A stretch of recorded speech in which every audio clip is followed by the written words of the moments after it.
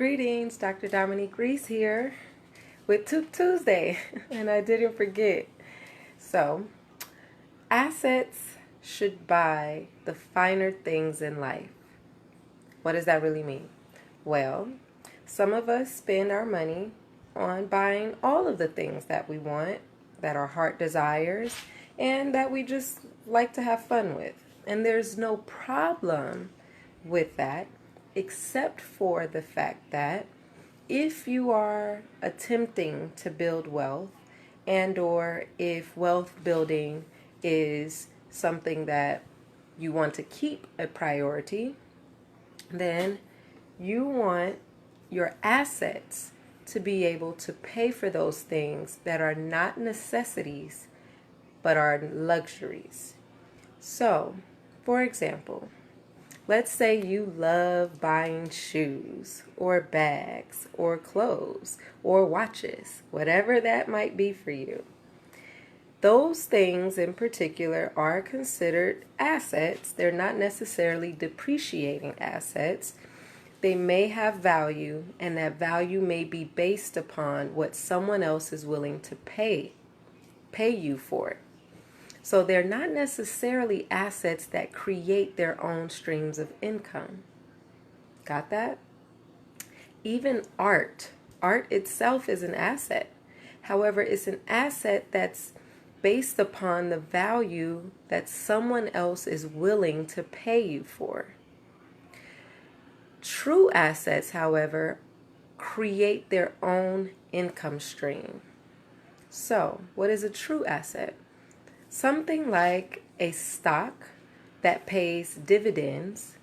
Dividends are, let's just say, occasional payments that a for-profit company that is listed publicly and has stock outstanding, that they pay a part of their profits back to their shareholders in the form of a dividend. So, for example, I'm just going to throw out a company. I'm not even sure if they pay dividends, but let's just say Nike, for example.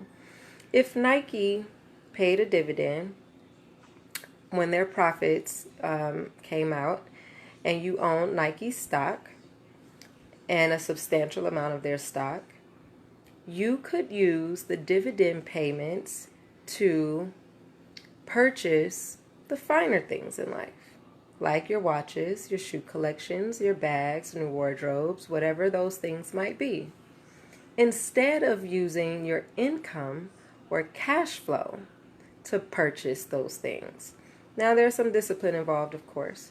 However, ideally, you want your assets, which are the things that you would purchase. So you would purchase the asset, and then the stream of income that the asset generates would then purchase whatever you want.